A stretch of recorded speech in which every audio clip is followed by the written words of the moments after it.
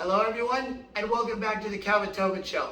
I am your host, Calvin Tobin. Today we have a lot to talk about, so let's get right to it.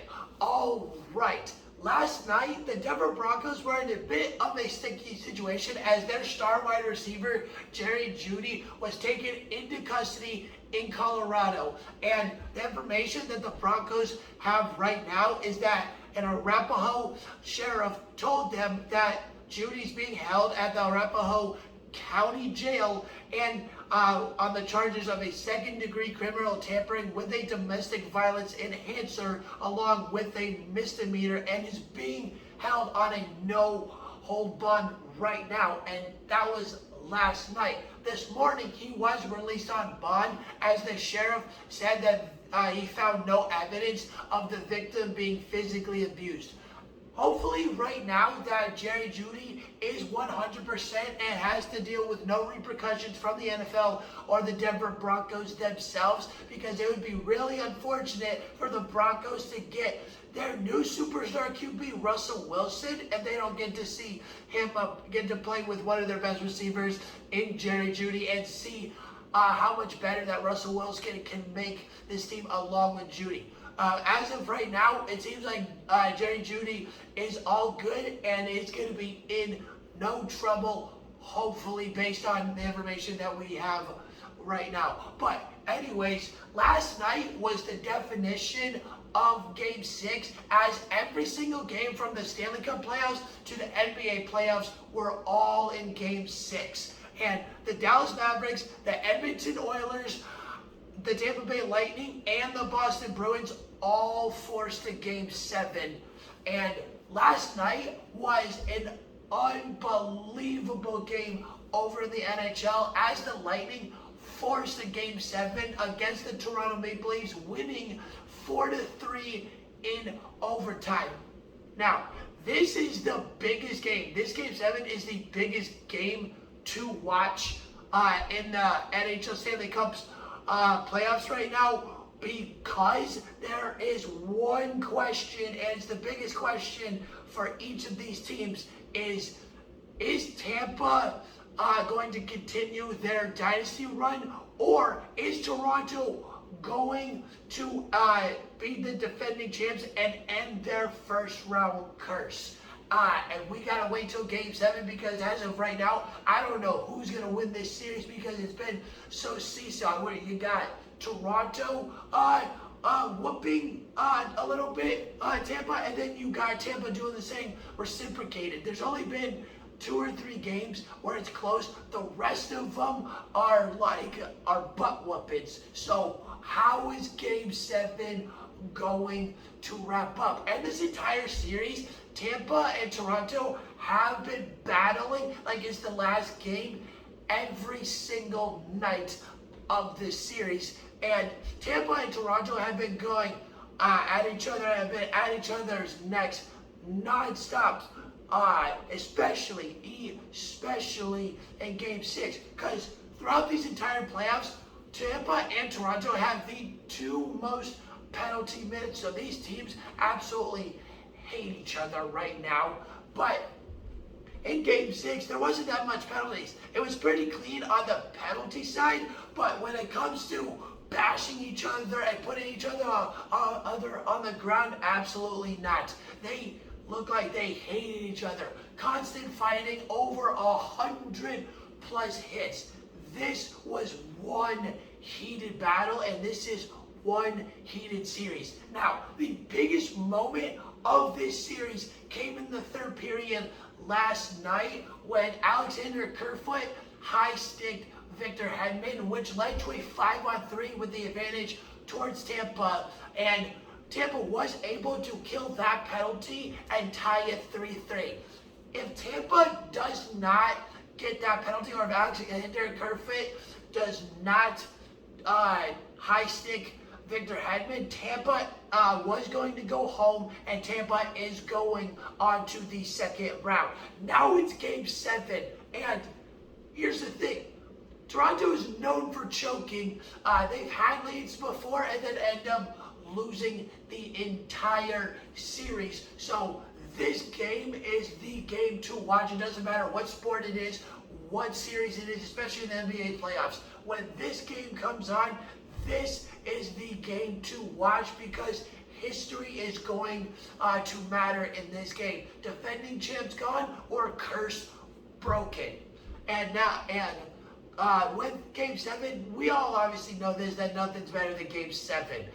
So, speaking of Game 7, Luka Doncic made Game 7 happen for the Dallas Mavericks as he put a whooping on the Suns by getting 33 points, 8 assists, 11 rebounds, and 4 steals.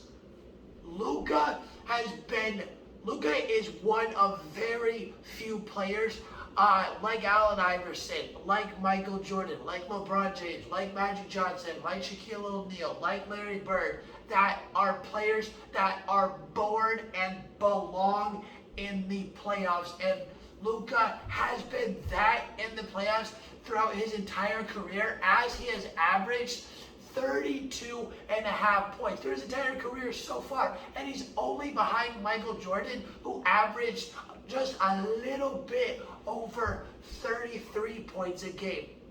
Luka, versus the Suns, he gave them a nice favor by repaying them in Game 6 for what he received from Phoenix in Game 5 by giving them a nice slap in the face of a victory by 27 points. Luka is just unbelievable when it comes to the playoffs. He knows, instead of going to 11, he knows how to dial his skills to a 12 out of a 10 scale. Luka is one hell of a player, and he just knows how to win this game. If he had another All-Star or even another superstar with him, he's going to the NBA Finals year after year like LeBron. Luka is one of very few players that can offensively drag or bring his teams out of slumps, out of huge gaps on scoring, and he can just make everything happen on the court, from stealing, from defensive to offense. Like, it doesn't matter. Luka knows how to make things happen, as he beat the Phoenix Suns 113-86 last night. And also last night, I think we can all clarify that we're going to see one of the next great rivalries, or at least I think it's going to be one of the next great rivalries in basketball, between Devin Booker and Luka Doncic. It doesn't matter when these guys play. It's either a 30-point game or a ridiculous defensive show outputting. These guys are young and full of talent, and what's even better is that we get to witness greatness of what they're doing in the playoffs, battling each other out, and now they're going to go Game 7. And the biggest question in this game is Chris Paul, DeAndre Ayton, and Devin Booker going to put a stop to Luka's magic and winning Game 7 and go to the Western Conference Finals? Or is Luka going to surprise the Suns and shock them? To me, I say Chris Paul, Devin Booker, and DeAndre Ayton and the Suns are going to put an end to Luka, because this is Chris Paul's year. Nobody's injured. Everybody's fully healthy. There was a little bit of a scare in the first round with Devin Booker. Yes, I get that. But right now, this team is better and stronger than last year, and no one is injured. Can they keep it going? Or is Chris Paul going to get injured in the Western Conference Finals if he goes again like he has in the past? Is Chris Paul also going to stay completely healthy? I think he can. This is Chris Paul's year. This is his best shot, because this is also one of the best teams. Hard to debate if it's his best team that he's ever been on, and this is his best shot to get the chip right now. If he doesn't get it this year, I truly don't think, even if he has a great regular season last year and goes into the playoffs again next year, I really do not think that unless Chris Paul gets the chip this year, he will ever get that ring he has been desperately trying and breaking his back to get to. If he does, in my opinion, like I said, if he does not get it this year, I truly believe he will not get it for the rest of his career. Now, let's head on to some baseball. The New York Yankees are absolutely ridiculous right now. 23-8. The last time that they started off this good was all the way in 2003. And unfortunately, they did not win the World Series that year in 2003. But every single time that they had a season start off like this, where within the first 30 games, they win 20 or more games, they end up winning the World Series. And 2003 is the only season where that hasn't happened. And they put an absolute stomping on the Chicago White Sox as Josh Donaldson, Giancarlo Stanton, and Aaron Judge all combined for 13 of their 15 runs. Giancarlo had the most out of it with 6 RBIs, 2 home runs, 3 hits, and 3 RBIs.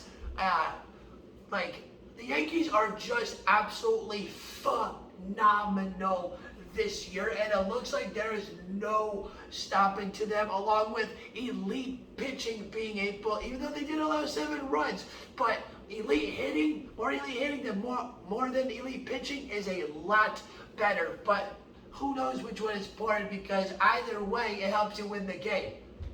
But anyways, the Yankees put an absolute whooping on Chicago 15-7 yesterday. It was 7-7 at the top of the 8th, and it was 2 outs before all hell broke loose. And New York went on a huge run of scoring 7 more and got all the way and make it 14-7 before they scored their final run and made it 15-7 in their final top of the 9th inning. Chicago did one hell of a job too, except pitching got to them. You can thank Joe Kelly for that one, as he walked endless batters in the top of that 8th, where he just liked walking everybody. Didn't like to face no adversity. But Chicago did great.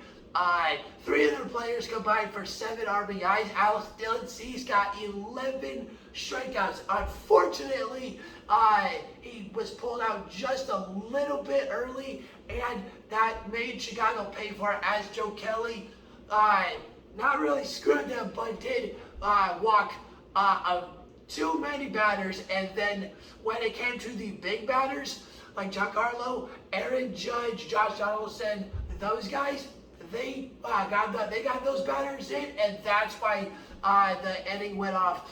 The Yankees are just an absolute phenomenal team, and it seems like that they're going to have a record type year if they can keep this going. If they can keep this winning streak going. Now, speaking of winning streak, the Astros are on one hell of a winning streak right now, as they have won 10 in a row, and out of the 10 games, 5 of the games have been shut out. 2 against Seattle, 2 against Minnesota, and 1 against Detroit. 10 games in a row, and the Astros have been completely on fire. And guess who's back on an all-star elite level? None other than Justin Verlander. As the other night, he pitched 8 innings and only allowed 1 hit. And he's doing this off a Tommy John series. That just goes to show how scary Justin Verlander is as a pitcher, and how he's always been as a pitcher throughout his entire career. Now, can he at least he finally got his ring. Can he get number 2 though? Can he get number 2? We'll find out at the end of this year how well the Astros are gonna do, since they got their superstar pitcher back. Alright, that's the end of the Calvin Tobin Show. Please subscribe to me at Calvin Tobin Show so you don't miss out on any sports media. And please subscribe to me, or please follow me on Instagram at Calvin Tobin Show so you don't miss out on any sports news whatsoever. And I'm out.